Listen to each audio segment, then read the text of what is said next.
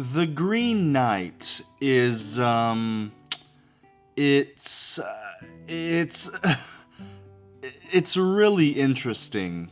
This isn't the kind of movie that you can just put on anytime for fun or just half pay attention to.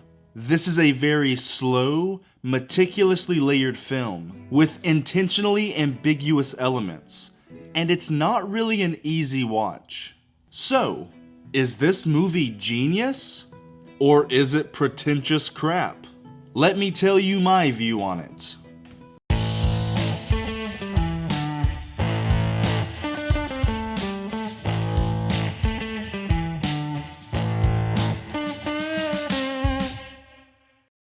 I gotta say this.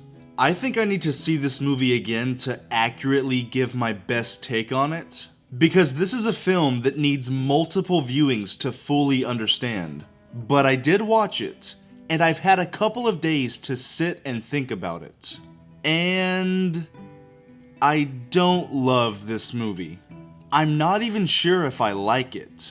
It's really difficult because this movie does so much right. The Green Knight is a visual feast. It is visually stunning.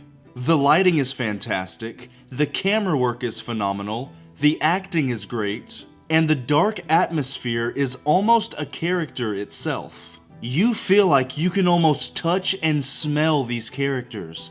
It's that visually impressive.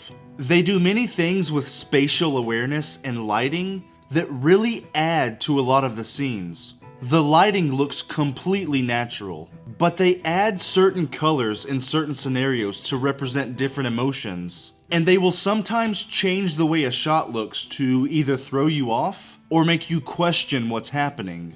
The acting is all great. Dev Patel, Sean Harris, Joel Edgerton, Alicia Vikander, they all do fine and deliver their lines believably, but I just didn't feel like some of them got enough material to chew on.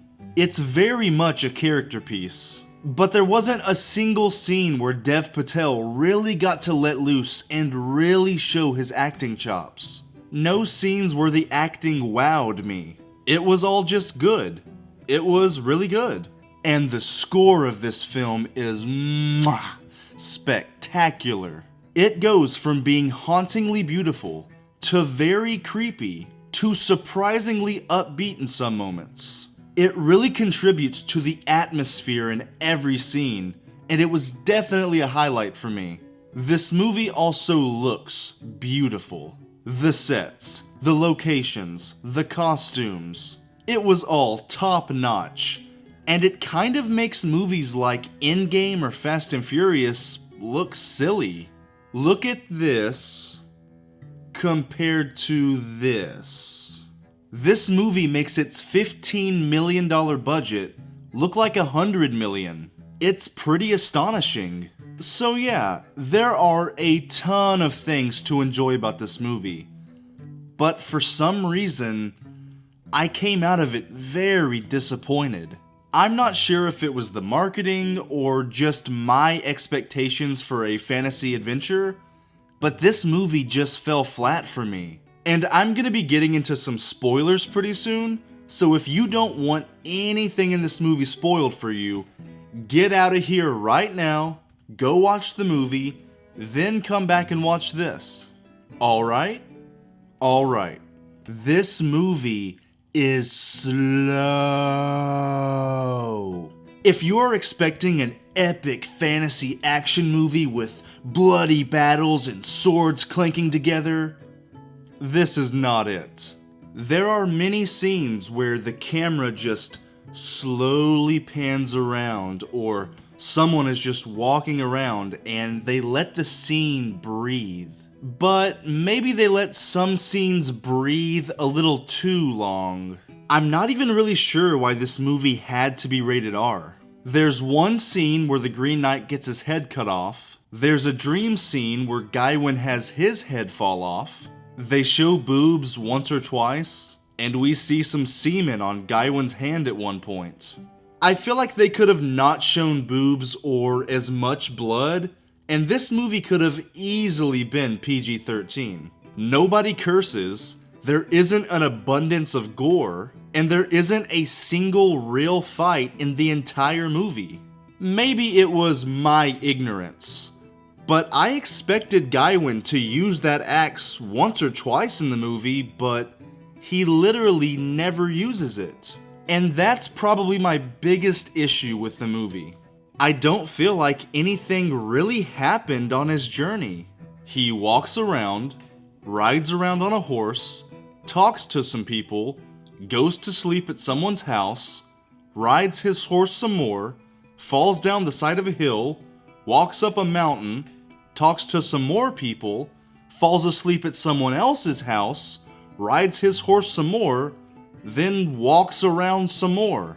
Good lord, I know this movie is a slow-paced character piece, but could something happen?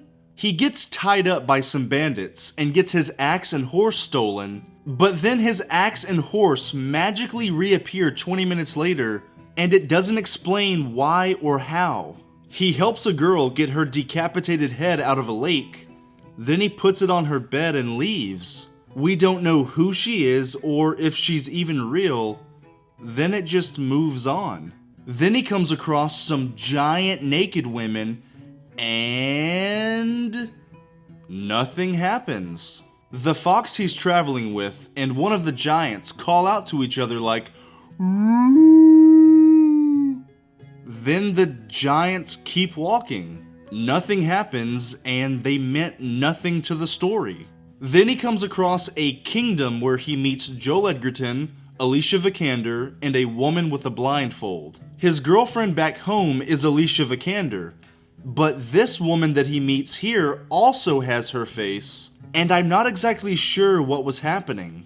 There are many confusing moments like this in the movie. I know that these decisions and confusing elements are intentional, but I was just confused, bored, and disconnected for a lot of it. When he goes into the lake to get the girl's head, the lake expands, we see a red light, and he sees a shot of outer space. There are a lot of high-concept, cryptic visual moments like this that challenge the viewer, but I'm just not sure if it connected with me. I usually love these slow-moving, so-called artsy-fartsy films. I mean, I think It Comes at Night is a horror masterpiece. But this one just didn't work for me. Once he got to the end of his journey and he finally gets to the Green Knight, I didn't feel the change in him. I didn't feel like he had been on this long journey they were telling me he was on. I get that all of these moments were supposed to be small tests for him, but it didn't feel like enough. I feel like his character evolution was sacrificed for cool visual storytelling. It wasn't necessarily bad, it was just disappointing. So, even with all of that being said, I'll still say that this movie is important. We need movies like The Green Knight. We need movies that make us think, that challenge us, that make us pay attention. We need these experimental art pieces that play with our expectations and surprise us. We need passionate filmmakers with a unique vision to keep making films. So even though I didn't really enjoy myself, I'll take this movie over the next Fast and Furious or the next generic Dwayne Johnson action movie. So I won't rate this. I don't feel that an arbitrary rating is appropriate for this film. I need to watch it again, and I need to fully understand what's going on before I can grasp all the concepts and accurately rate it. But I actually recommend that you watch it. It's a very different film, and you might have a completely different take on it than me. And to answer my original question, I don't think this is a genius-level auteur film, but I don't think it's pretentious garbage either.